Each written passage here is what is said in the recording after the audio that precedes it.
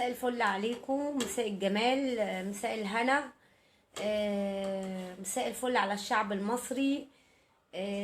انا متشكرة جدا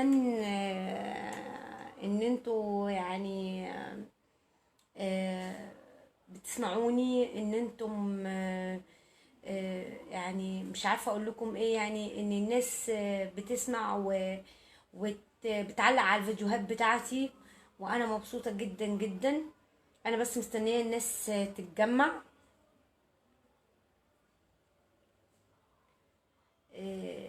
انا عايزه اتكلم في موضوع مهم جدا، وهو موضوع الاستاذ محمد رمضان او محمد رمضان بقى. يعني ما ينفعش كمان بعد اللي عمله دوت اني انا اقول استاذ، يعني ما ينفعش. يعني انا اصلا اتحسرت على اللي هو عمله دوت. كان شيء بشع، شيء مفهوش اي قيم ولا اي حاجة خالص. ان هو يطلع ويتصور مع مغني من اسرائيل، من قلة المغنيين. يعني انا عايزة افهم من قلة المغنيين في مصر عشان محمد رمضان يتصور مع آه مع مغني اسرائيلي. ده حتى ما عملش اي اعتبار للاخوة الفلسطينيين اللي عمالين يموتوا كل يوم والتاني. كل يوم والتاني في فلسطين الناس عمالة بتموت، وهو رايح يتصور مع مغني اسرائيلي في دبي. ليه؟ يعني ليه مش نراعي مشاعر بعض؟ مش نراعي احساس بعض؟ ليه محمد رمضان يعمل كده؟ ليه؟ هو مش مصري؟ هو مش في دمه وعروقه بتجري؟ يعني مصر دي مش في دمه؟ انا عايزه افهم مصر دي مش بتجري في دمه لما يروح يتصور يعني مع مغني اسرائيلي مره واحده؟ ليه طيب؟ ليه تجرح الفلسطينيين؟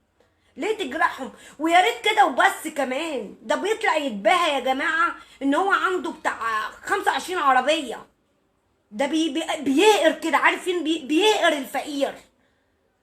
انا عايزه اقول له اللي خلاك تعمل العربيات ديت واللي خلاك تعمل الحاجات دي هو الشعب المصري. نسبه المشاهده اللي عطيتها لك المصريين هي اللي خلتك تعمل. نسبه المشاهده اللي خلتك يبقى معاك ملايين، هما المصريين يا محمد رمضان. مش هقول استاذ، انا مش هقول استاذ ولا هقول حاجه خالص. ليه؟ وغير كده كمان طياره عنده من قله الطيارات في مصر عامل لنفسه طياره خاصه. يا عم روح شوف يا عم اللي مرمين عند القصر العيني ده. انا منزله صوره تهقر القلب. واحد نايم عند القصر العيني، الدبان واكله ومش لاقي سرير ينام عليه. ليه؟ يعني احمد زكي والناس العمالقه دي ما عملتش زيه. يعني احمد زكي وعادل امام والناس العملاقه دي ما عملتش زي اللي عمله محمد رمضان. ليه كل ده؟ ليه التباهي والفشخره دي كلها؟ ليه؟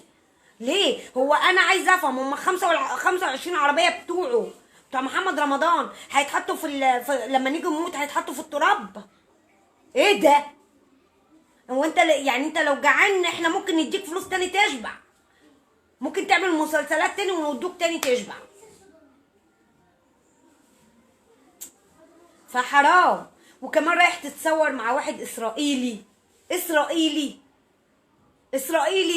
انت ما بتشوفش قد ايه ميتين في فلسطين؟ الناس اللي في فلسطين دي ما بتهقركش. انت ايه؟ انت فين النخوة؟ فين الاحساس؟ عدم مراعاة شعور الغلبان، عدم مراعاة شعور الفقير، عدم مراعاة شعور الشعوب. انت ما بص، انت تتشال من نقابة الممثلين دي خالص. ما ينفعش كمان. انا سمعت ان هم هيلغوا مسلسله في رمضان اللي جاي. والله العظيم مش المسلسل بس، مصر كلها تقف وتقول احنا مش عايزين حد يمثل تاني.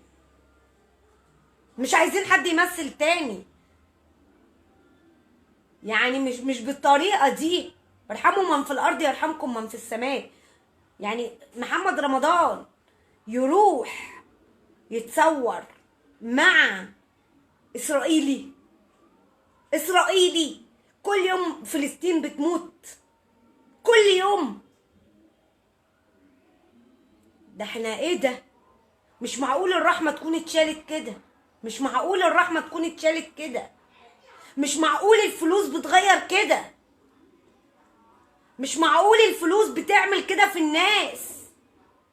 الفلوس دي مش بشعة، انا كرهتها، انا كرهت حاجة اسمها فلوس بتغير نفوس الناس، بتغير نفوس الناس.